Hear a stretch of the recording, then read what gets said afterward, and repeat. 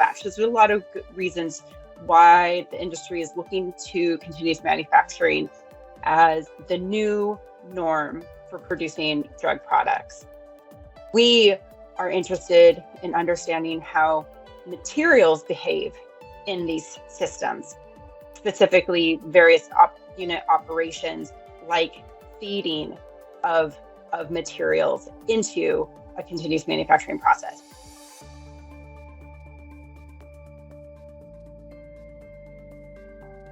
What we were looking at trying to figure out what obstacles could our customers face when using our materials in continuous manufacturing.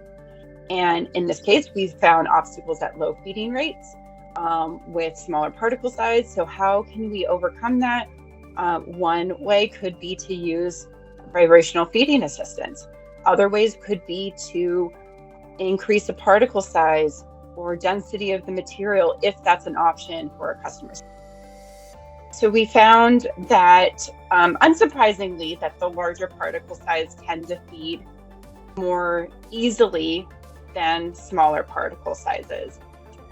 So active flow is a vibrational feeding assistant. It helps break up the particle-to-particle interactions, potential agglomerations, and keeps the material moving more easily.